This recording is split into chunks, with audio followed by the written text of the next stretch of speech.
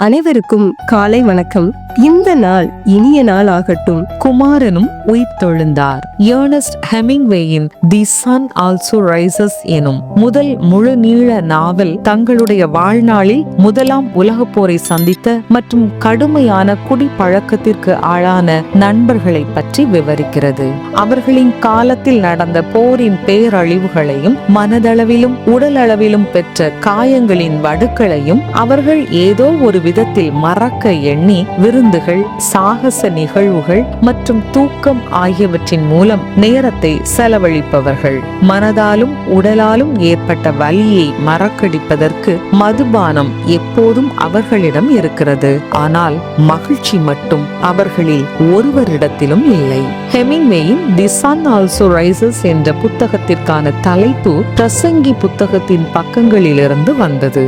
பிரசங்கி புத்தகத்தில் சாலமோன் ராஜா தன்னை பிரசங்கி என்று குறிப்பிடுகிறார். மாயை மாயை, எல்லாம் மாயை என்று அவர் சொல்லி மனுஷன் படுகிற எல்லா பிரயாசத்தினாலும் அவனுக்கு பலன் என்ன என்று கேட்கிறார். மேலும் சாலமோன் சூரியன் எவ்வாறு உதயமாகிறது மற்றும் மறைகிறது என்பதையும், காற்று அங்குமிங்குமாக எவ்வாறு வீசுகிறது என்பதையும், ஆறுகள் எவ்வாறு முடிவில்லாமல் ஒருபோதும் திருப்தி அடையாத கடலில் பாய்கின்றன என்பதையும் கவனிக்கிறார். ஆனால் இறுதியில் எல்லாம் மறந்து போய்விடுகிறது.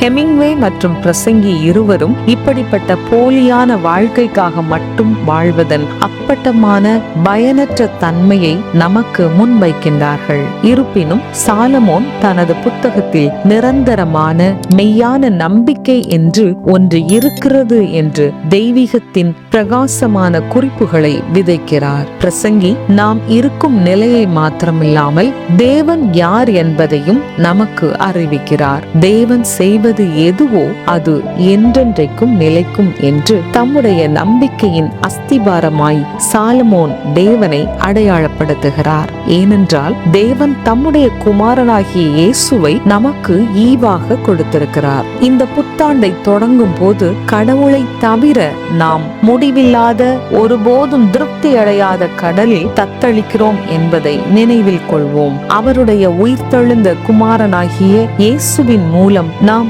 நம்முடைய வாழ்வில் அர்த்தத்தையும் நோக்கத்தையும் கண்டறிகிறோம். உங்கள் நேரத்தை எது ஆக்கிரமிக்கிறது? அதன் அர்த்தம் என்ன? துவங்கியிருக்கும் புது வருடத்தில் கர்த்தராகிய இயேசுவுக்கு உங்களுடைய வாழ்க்கையில் முக்கியத்துவம் கொடுப்பதற்கு நீங்கள் என்ன செய்யலாம்? அன்பான தகப்பனே, உம்மில் நான் நிறைவாகுதலை அடைய எனக்கு உதவி செய்யும். ஆமென். இந்த நாள் இனிய நாள் ஆகட்டும்.